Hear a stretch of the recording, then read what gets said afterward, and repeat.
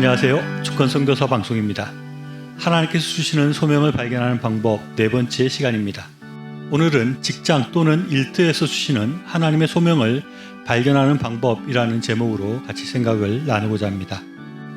어떤 사람이 벽에 오렌지색 페인트를 칠하려고 페인트를 사왔는데 오렌지색이라고 하기에는 너무 색깔이 노랬습니다. 그래서 다시 빨간색을 사와서 부었는데 다시 너무 빨간색이 되어버렸습니다. 그래서 그는 또다시 노란색을 적당히 잘 첨가해서 원하는 오렌지색을 얻을 수 있게 되었습니다.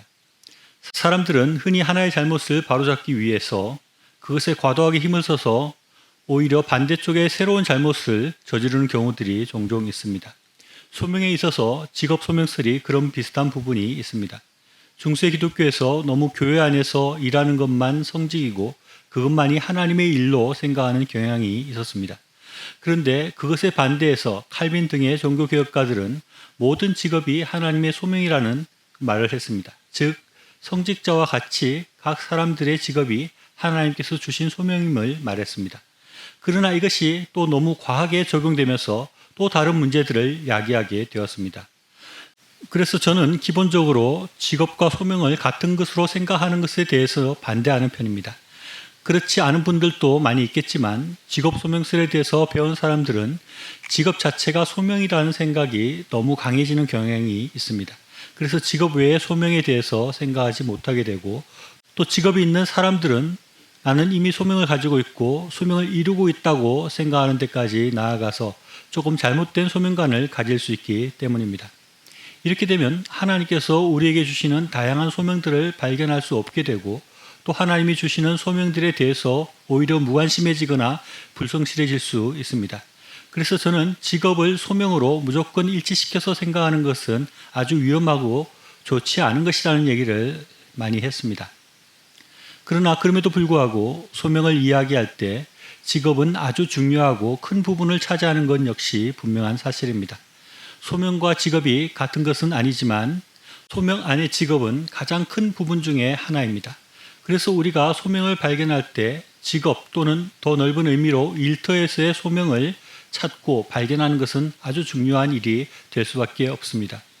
우리는 하나님께서 나에게 그런 직업 또는 일터를 주신 것은 소명에 대한 아주 중요한 사인이고 소명에 대한 하나님의 의중이 있는 것이라고 생각해야 합니다.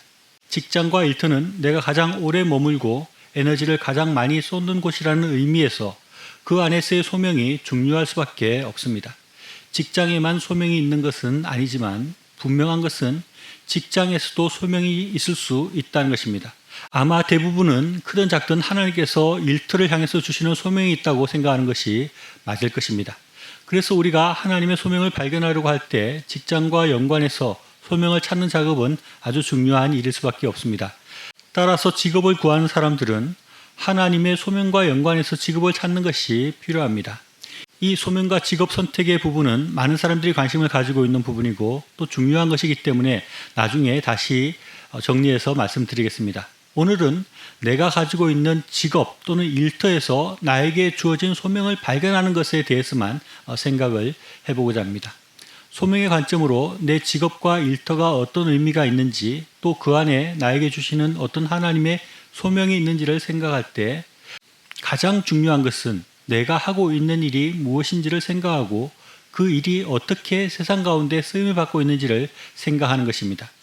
예를 들어서 그 일이 자동차 부품을 만드는 일이라면 하나님께서 사람들이 자동차를 잘 이용해서 먼 곳까지 가게 할 수 있도록 나를 이곳에서 자동차 만드는 일을 하게 하셨다.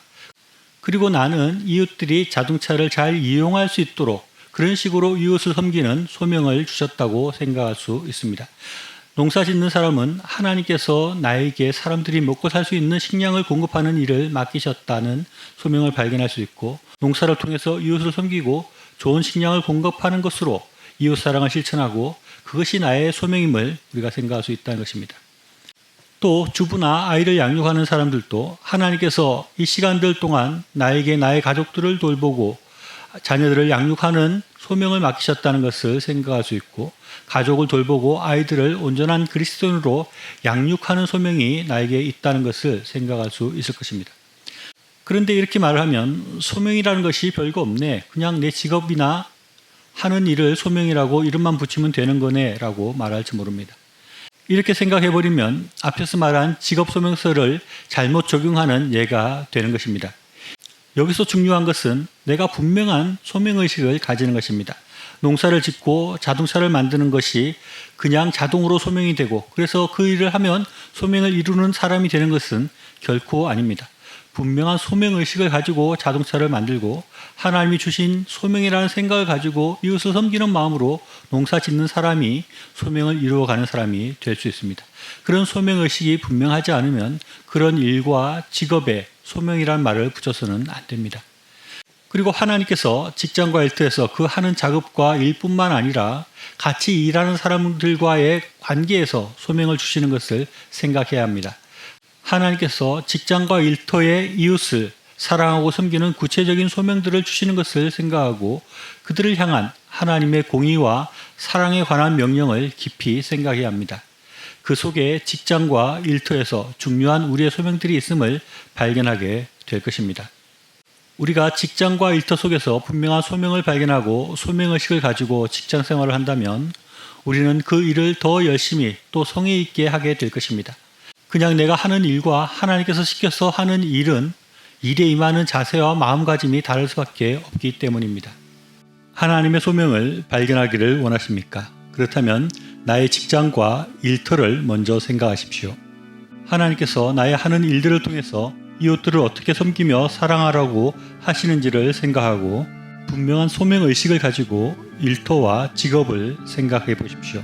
그러면 하나님의 소명을 발견할 수 있게 되고 소명의식을 가지고 일하는 보람과 기쁨을 누릴 수 있게 될 것입니다. 시청해 주셔서 감사합니다.